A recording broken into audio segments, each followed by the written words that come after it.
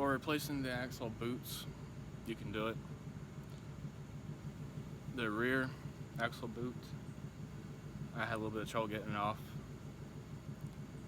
So pull the boot off and everything. You can get the clamp off easy and simple with a flathead screwdriver. And the front one, you have to use a hammer on both, either a metal hammer or rubber mallet hammer to get them off. The front one, pull it all the way down, big ass chunk of metal, pull it all the way down to the bottom where it hits the bearings. When it stops, take the metal hammer or rubber mallet hammer. Metal hammer works better. And on a big old chunk of metal on the outside, don't hit the bearings, hit the piece of metal, which I'll show you on one, so you know what I'm talking about, so don't confuse you in any kind of way.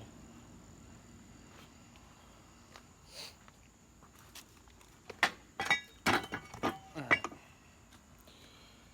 this right here, this is what I'm talking about. As you pull this boot off, bring this all the way this way. See how it slides? Bring it all the way this way to get where the bearings are at. See the bearings right there. And when it's all the way down to there,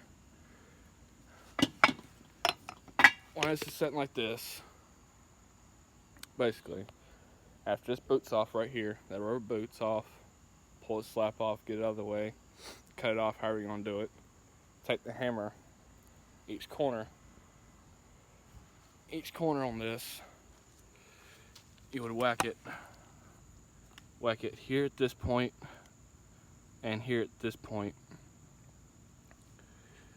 and make sure you don't hit the bearings, and it will come off. It'll take a little bit of time doing it, probably 5, 6, 7 minutes tops, if that. To get this one off here, it's different ways. This is the front axle. All my inner boots was torn, so this one I replaced, and the other one I replaced the boot on the driver's side. Passenger side I replaced the whole axle. For the rear, it's about the same way, but a little different. The shaft in the middle on the rear, after you pull off the back cover, take a long extension, biggest extension you could possibly get, basically a extension that would fit for a torque wrench head, and use it, hold that shaft up, let it dangle there, and knock the crap out of it a bunch of times until it comes all the way off. If you can't get it off if you can't get off the simple and easiest way on some videos that it shows. It was pain in the butt for me getting it off. It took about 15-20 minutes just getting it off. The tools that you would need for the front axles and to pull off some of the stuff, you're gonna need a 16 wrench, adjustable if you can get one, and a 13 wrench, millimeter, both of them. And you're also gonna need a 16 socket. And including that,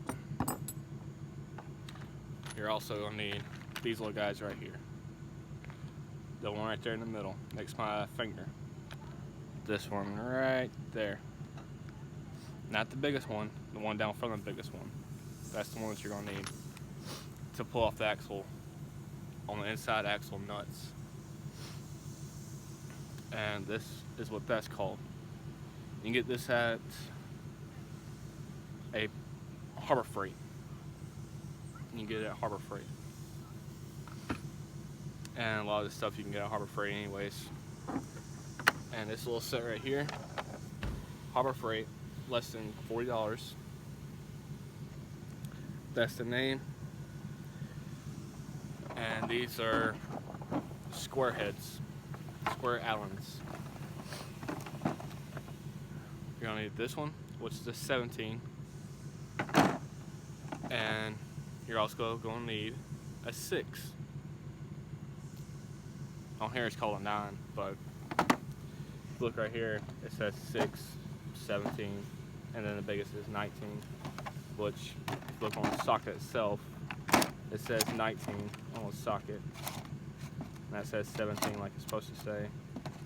14, 12, 10, 9, 8, and 6. But you're only the 17 and the 6. The 6, if you're going to pull off the rear axles, you got to take off the plate. And you're going to need that 6 to do it. And that's what these are called. So you get the company name right and what the part number, what the tool is called exactly. And that's that. They're less than $30 or less than $40. I don't remember the exact price I paid for them. And these I think are a little pricey. That's the name of these. You're definitely gonna need these.